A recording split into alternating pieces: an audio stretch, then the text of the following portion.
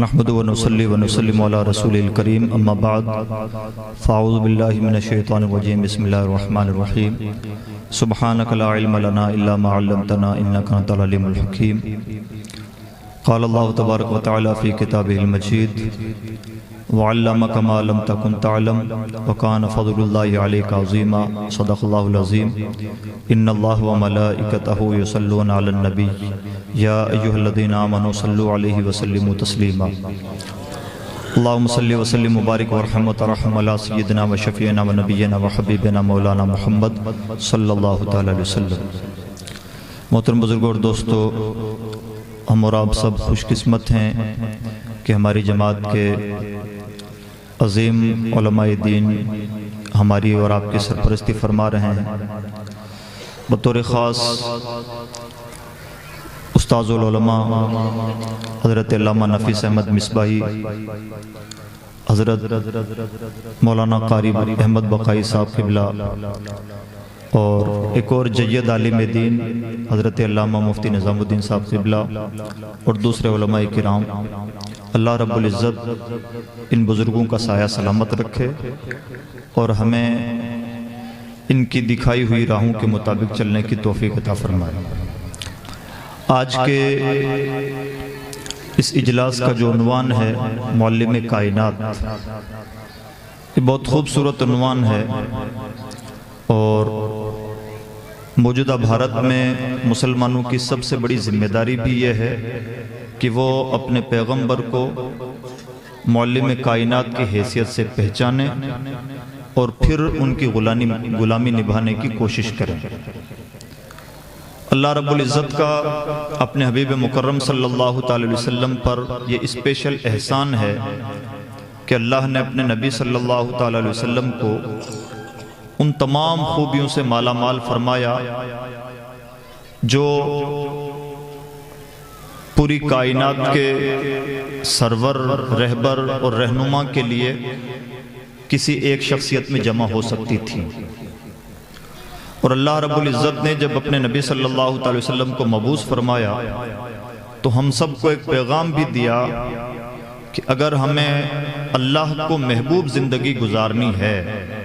تو اس کے لیے ہمیں اپنے نبی کی زندگی کو فالو کرنا چاہیے۔ اور ایک عمومی ارشاد اللہ کا ہے، لَقَدْ كَانَ لَكُمْ فِي رَسُولِ اللَّهِ أُسْوَةٌ حَسَنَةٌ۔ اے لوگوں، تم سب کے لیے رسول کی زندگی میں ایک بہترین آئیڈیالوجی موجود ہے۔ حیرانی کی بات یہ ہے کہ اللہ کی مخلوق میں ہزار رنگ ہیں، اچھے سے اچھے لوگ بھی ہیں، برے لوگ بھی ہیں، پڑھے لکھے ہیں، جاہل ہیں، تجارت پیشہ لوگ ہیں، بے روزگار لوگ بھی ہیں۔ اصول یہ ہے کہ کوئی ایک شخصیت، سائنٹیفک اصول یہ ہے کہ کوئی ایک شخصیت کامیابی کے ساتھ عملی تجربے کے مطابق تقریباً زیادہ سے زیادہ 3 میدانوں میں آئیڈیل بن سکتی ہے، اس سے زیادہ نہیں۔ ایکو بند کر دیں گے۔ مثال کے طور پر اے پی جے عبدالکلام بہت بڑے آدمی ہیں، لیکن بہت بڑے آدمی ہونے کا مطلب، کامیاب آدمی ہونے کا مطلب سائنس کے میدان میں بہت بڑے آدمی ہیں اور سائنس کے میدان میں بہت کامیاب آدمی ہیں۔ یہ مطلب نہیں ہے کہ اے پی جے عبدالکلام جتنے بڑے سائنٹسٹ ہیں، میتھامیٹک میں بھی ان کا اتنا کمال ہے، یا مان لیجئے کہ ساہتیہ میں بھی ان کا اتنا ہی یوگدان ہے، یا پولیٹکس میں بھی ان کا اتنا ہی یوگدان ہے، یا اتنے بڑے آدمی پولیٹیکل سائنس کے لیے ہیں یا میڈیکل سائنس کے لیے ہیں، ایسا نہیں۔ کوئی آدمی ایک میدان میں بڑا بن جائے یہ بھی بڑی بات ہے، ورنہ کمال کے لوگ کم ہوتے ہیں، اور بہت کم ہوتا ہے کہ ایک آدمی 2 میدانوں میں آئیڈیل بننے کی حیثیت رکھے۔ مان لیجئے کہ جتنا بڑا سائنٹسٹ ہے اتنا بڑا ساہتیہ کار ہے، یعنی اتنا بڑا ادیب ہے، ایسا عام طور پر ہوتا نہیں ہے، لیکن کبھی کبھی ہو سکتا ہے۔ اور ایسا تو بہت کم ہوتا ہے کہ کوئی ایک آدمی ایک میدان میں بھی آئیڈیل بنے، دوسرے میں بھی بنے اور تیسرے میں بھی بنے۔ نتیجہ کیا نکلتا ہے؟ نتیجہ نکلتا ہے کہ ہم اپنے بچوں کو سمجھانے کے لیے کہہ سکتے ہیں کہ بیٹا تم نے سائنس کا سبجیکٹ چوز کیا ہے تو اے پی جے عبد الکلام کو اپنا آئیڈیل بناؤ اور ان کے جیسا بن کے دکھاؤ. لیکن اگر آپ اپنے بیٹے کو میڈیکل سائنس میں ڈالنا چاہتے ہیں تو آپ کا یہ جملہ کہنا ٹھیک نہیں ہوگا، اور نہ ہی آپ کے بچے کے لیے ٹھیک ہے کہ وہ اے پی جے عبد الکلام کو اپنا آئیڈیل بنائے، اس لیے کہ اس میدان میں وہ آئیڈیل ثابت نہیں ہو سکتا. کتنی عجیب بات ہے کہ ایک آدمی ایک میدان میں آئیڈیل بن جائے تو کمال کی بات، دو میں بنے تو بہت بڑا آدمی،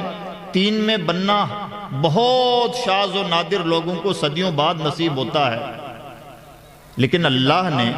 جب یہ بات ارشاد فرمائی کہ لوگوں تمہیں نبی کی زندگی کو فالو کرنا ہے اور انہیں اپنا آئیڈیل بنانا ہے، تو یہ کیٹیگرائز نہیں کیا کہ اے تجارت والے لوگوں، تجارت پیشہ لوگوں، یا علم والے لوگوں، یا عمل کے لوگوں، یا صنعت کاری میں اپنی پہچان رکھنے والے لوگوں، تمہارے لیے نبی کی زندگی آئیڈیل ہے. اللہ نے مطلقاً ارشاد فرمایا اے لوگوں تمہارے لیے، تمہارے سے مراد تم سب، تم علم و فن میں بڑا کمال رکھتے ہو، تجارت میں کمال رکھتے ہو،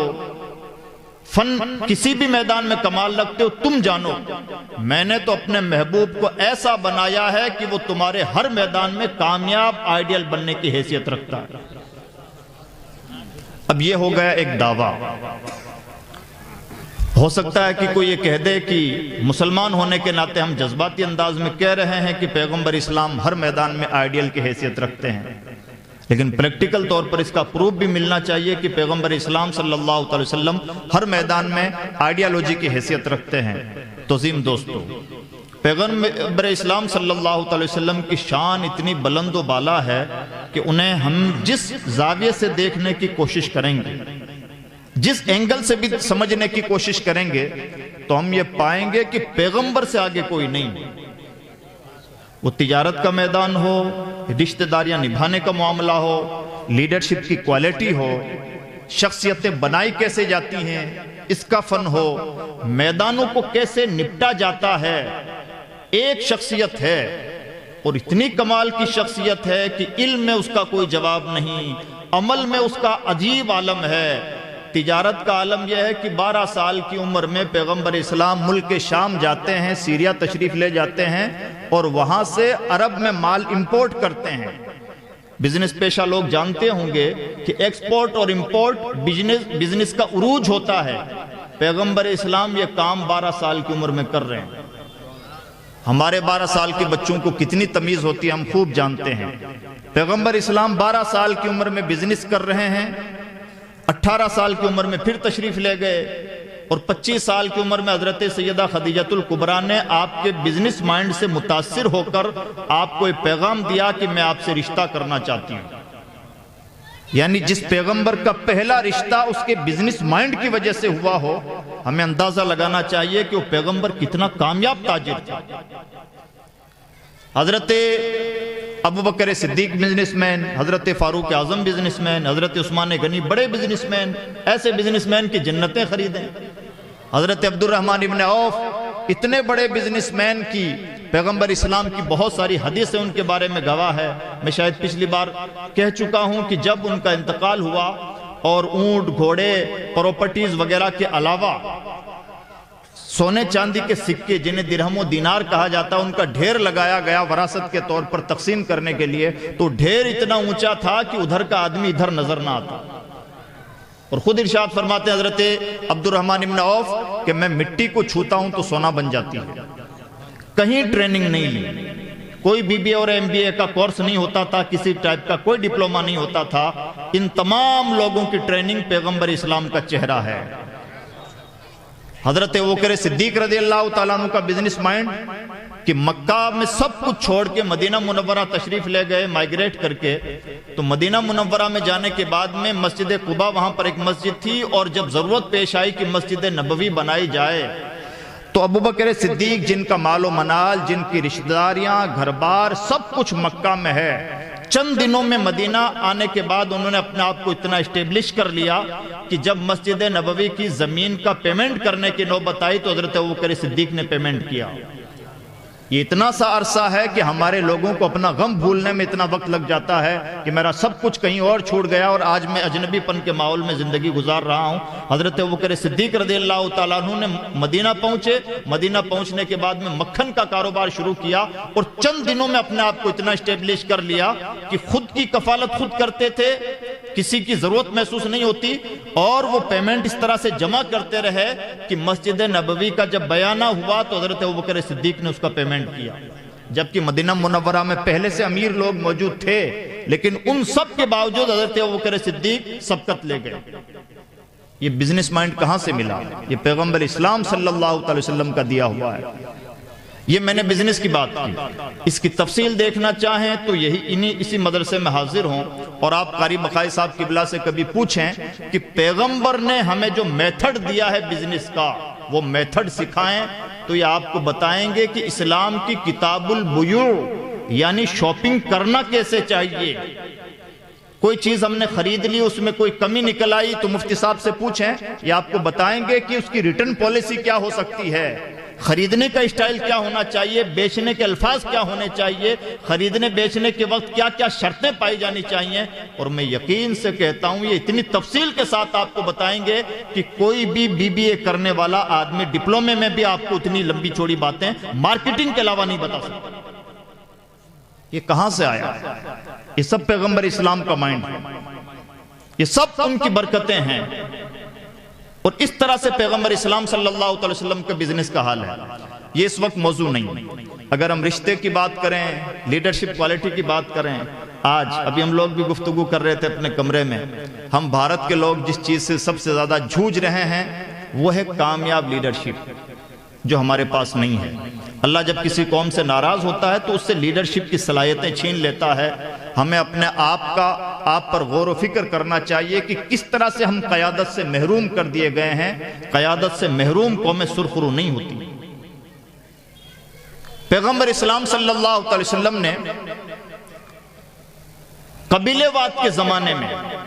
جب اتنی آزادی تھی کہ لوگ کسی ملک کے بھی پابند نہیں ہونا چاہتے تھے، بلکہ بہت سارے قبیلے مستقل رہائش اختیار نہیں کرتے تھے، ریگولر ان کا کوئی ریزیڈنس نہیں ہوتا تھا۔ قبیلوں سے پہچان تھی اور قبیلے واد ہی ان کی سب سے بڑی پہچان تھی۔ اسپیشلی ایک جگہ پر وہ ٹھہر جائیں،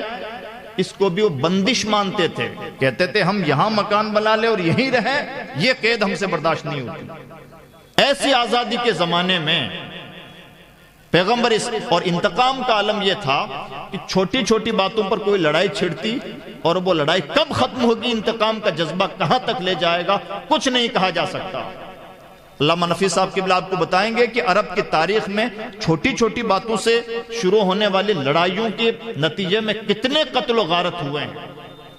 لیکن ایسے انارکی کے زمانے میں جب کوئی کسی کو لیڈر ماننے کے لیے تیار نہیں، لوگ اپنے سر پر چھت کا سایہ برداشت کرنا بھی گوارا نہیں کرتے، اسے بھی قید سمجھتے ہوں، ایسی آزاد طبیعتوں کو پیغمبر اسلام صلی اللہ علیہ وسلم نے جس طرح سے لیڈ کیا، تو عالم یہ ہے کہ جس پیغمبر نے ایک اجنبی پن کے ماحول میں اپنا کام شروع کیا، آج صرف 1500 سال کی پیریڈ میں اس پیغمبر اسلام کا کلمہ دنیا کے ہر چوتھے انسان سے آگے بڑھ کر کے دنیا کے ہر تیسرے انسان کی دہلیز پر دستک دینے کے لیے تیار ہے۔ ہم اس ملک میں رہتے ہیں جہاں 7-7 ہزار سال پرانی سنسکرتیاں ہیں، 7-7 ہزار سال پرانے مذہب ہیں، اور فخر کے ساتھ کہتے ہیں کہ ہماری سنسکرتی 7000 سال پرانی ہے۔ اسلام اس مکمل شکل میں جس شکل میں آج ہمارے پاس ہے صرف 1500 سال پرانا ہے، لیکن 1500 سال کے پیریڈ میں 56 ملکوں پر اسلام کی براہ راست حکومت ہے، اور دنیا کا کوئی ملک ایسا نہیں جو ملک ڈکلیئر کر دیا گیا ہو اور وہاں پر کوئی کلمہ گو نہ بستا ہو۔ ہر تیسرے انسان کے قریب پہنچنے کے لیے تیار ہے۔ چوتھا انسان پہلے تھا، اب چوتھے انسان سے آگے بڑھ کر ہر تیسرے انسان کے کانوں تک مذہب اسلام کی گونج پہنچ رہی ہے۔ پیغمبر اسلام کا کلمہ پڑھنے کے لیے لوگ تیار ہیں۔ صرف 1500 سال کے ٹائم پیریڈ میں اتنی زیادہ گروتھ اسلام کے علاوہ تاریخ میں کوئی دوسرا مذہب نہیں دکھا سکتا۔ دوسرے مذہبوں نے بھی گروتھ کی ہے، لیکن ان کے گروتھ کا ریزن کچھ اور تھا۔ کہیں کسی ایک اسپیشل مذہب کا ماننے والا بادشاہ آ گیا تو پوری مملکت کا وقت گزرنے کے ساتھ مذہب بدلتا رہا، ایسا ہوتا ہے۔ لیکن اسلام کو بادشاہتوں کا وہ بیک اپ نہیں ملا جو اسلام کی اپنی روحانی طاقت کا بیک اپ ملا ہے۔ اسلام جہاں کہیں بھی آگے بڑھا ہے اپنی اسپریچولیٹی کی بنیاد پر، اپنی اسپیشل طاقت، روحانی طاقت کی بنیاد پر بڑھا ہے، اور جہاں کمزور ہوا ہے وہاں پر بھی اس چیز کے فقدان کی وجہ سے کمزور ہوا ہے۔